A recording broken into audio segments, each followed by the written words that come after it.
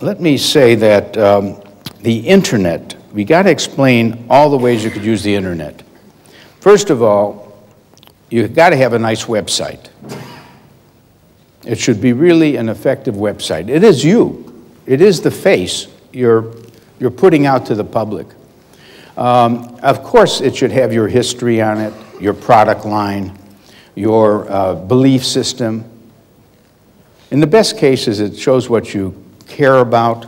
Like on Motorola's site, it says their beliefs are Six Sigma. Six Sigma is a shorthand for saying, when we make something, the quality is so high that only 3 or 4 out of a million might be in trouble. Six Sigma is that good in quality. And they mention other things about they care for their employees, et cetera, et cetera. And your website should be easy to use. It's easy to go from one page to another and back again. And if it's a website that sells things, it's easy to place the order. Amazon does a very good job of making it easy to collect the books you want to buy and end up giving a credit card or something. But the best judge of your website are two. One would be your customers. You got to ask a few users of your website after they ordered something or looked at it, what did they like about it and what did they dislike? They'll tell you things like it takes too long to open up, it's too fancy, a lot of music and so on. I want to get right to the website. I don't need to be entertained. It's hard to know how to go and pay for what I want to order. The second group you should ask are web designers. Every web designer has a system to tell you how good your website is. They've done so many websites, they can tell you how good yours is. All right, so that's the first important thing. Then the second thing is you can use the web, you could use your site for many purposes. How about letting people customize their product when they want to buy your product? And so automatically my computer sends out to travel agents the message that the price would be half price for any ticket that they sell from now on. And I end up filling the plane. That's marketing automation. And it's also done by hotels. Hotels also look ahead and see how many rooms have been sold. And they know how to get more customers if they change their price, and they know how to work through the system. So we have some confidence in marketing automation of different things. For example, should you extend credit to a person who wants to buy a car? Should you help finance that person? Now, if it's going to take 3 days before I can give that person an answer that he has enough credit, a company like Citibank could say, just give us 12 pieces of information about yourself and we'll tell you in 8 minutes whether we're going to make the loan. But I can talk about sales automation. What do we mean by that?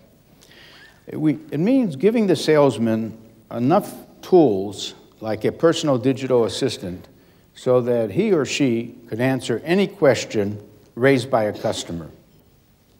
So let's have a scenario.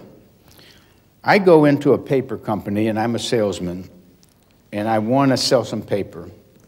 And the purchasing person says, yeah, I'm glad you showed up. I need to buy this special paper, but I need it in 2 days. I was about to place an order with someone. Can you deliver in 2 days? You should have the capability of going right on your personal digital assistant and checking your factory inventory and saying, actually, I can get it to you in 1 day. Oh, good, good. However, what are you charging? Well, our charge is so much. A little too high. I need a better price. You got to give me a better price. Can you do that? So I look. I can cut the price by 2%. I wish I could cut it by 3%. I can't. The company wouldn't be making money for its service. but I could bring it down 2%. Fair enough. The only problem, he says, is that I don't like the contract because I'm more responsible if there's damage than you. That fourth paragraph, I'd like to change that fourth paragraph in our contract. Can you reword it? Well, I'll say, let me just think. Yes, I'll make you more comfortable about the contract. I'll make the change. Do I have the order? You have the order. I'll sign. Now, what that sales automation did is it made the salesman equal to the CEO.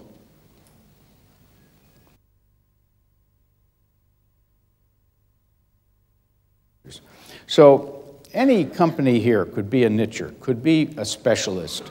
There's two kinds of specialists. You can specialize in a product or you can specialize in a market. If you specialize in a product, you might make the world's best microscope.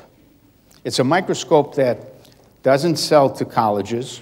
They can't afford such a microscope. It doesn't sell to average pharmaceutical companies. It sells to companies that need the very best microscope. That's called a product niche, top of the line. Or you could be a company that sells microscopes, test tubes, Bunsen burners to colleges only. Then what your niche are colleges and what they need to teach science. You're the specialist in supplying a catalog of things that colleges have to buy to teach science to the students. We say that in niches there are riches. In niches there are riches. People worry about a niche. They say, well, what if the niche collapses? My whole business was built on the niche. And what if a second firm comes in, seeing that I'm making profits in the niche, and they make an excellent microscope as well? The argument there then, the answer is, don't only have one niche. Be a multi-nicher.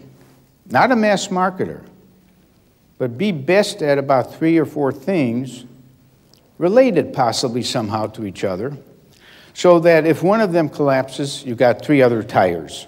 You need 4 tires, and you need 4 tires, and then that's called a multi-nicher. Now, some companies are very big multi-nichers.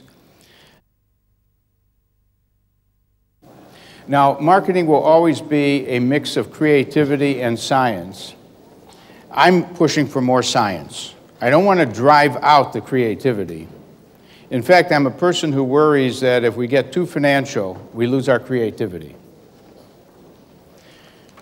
What I mean by that, if I always have to prove to the boss how I'm going to make money, I'm going to do the safe things.